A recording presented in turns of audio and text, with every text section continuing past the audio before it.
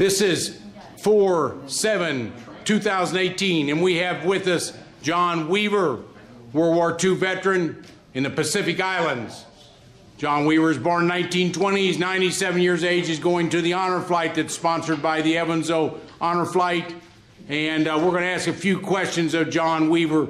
John, tell us where you were born and then where you got in the service. I was born in Harrisburg, Illinois. In my service, I served in Guadalcanal, New Britain, and Peleliu. Tell us about the battle in Guadalcanal, and that was in 43. Tell us a little bit about that, the battle in Guadalcanal. And you are a Semper Fi USMC. That means you eat nails. Oh, in Guadalcanal, I was not in the initial landing in Guadalcanal. I was a second replacement battalion, and we were first in there, and we were guarding the airport. And the first night I was there, was the last time that the Japs had an air raid. We had an air raid when we were landed, and then we were guarding the airport. And at night, the Japs would come down, and you could hear the big old naval guns going over our head, whistling. That was it. And that was Guadalcanal. That's about 43 probably. And then you went to what, or was it 44? I was 42. 42, okay. Left in January 5th, I think it was, and went to Melbourne, down to Melbourne, Australia. I see. Then what was your second battle area? New Britain. And tell us what happened there. Oh, I got wounded on New Britain.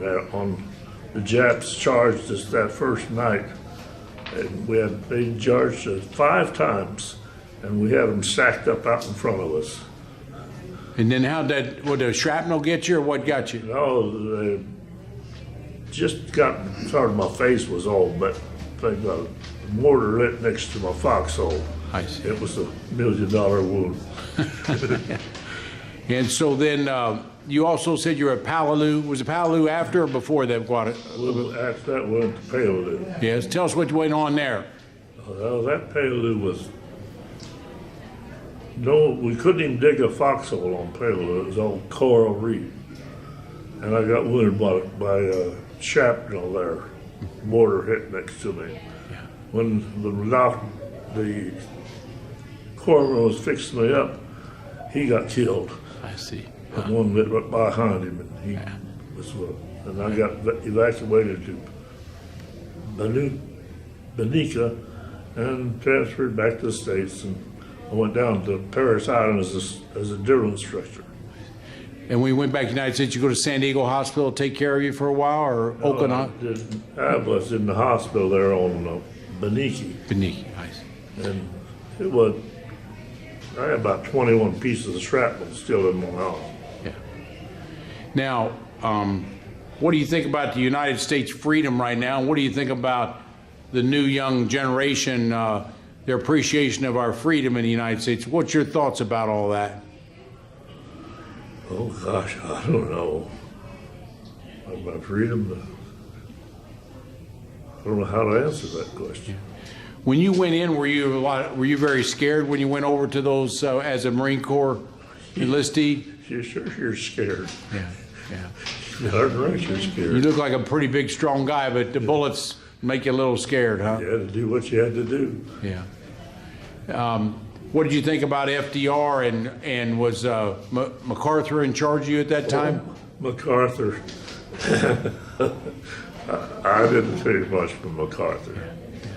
He took his P-51s down to Australia to protect him where we needed him up around Guadalcanal. Yeah, a lot of people have mixed opinion about him.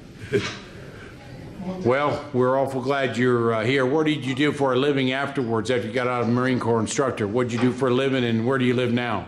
I was a petroleum engineer, and I lived all over Southwest, North, Kansas, Oklahoma, and Texas. And I went back to Mount Vernon, Illinois. From Mount Vernon, Illinois, I went to Evansville, Indiana. That's where I live now. We're glad to have you. It's awful nice having you here as a part of our community, and thank you for your service to the United States as a USMC Semper Fi individual. They're a rare, strong breed. Semper Fi. Yeah. Thank you for your service.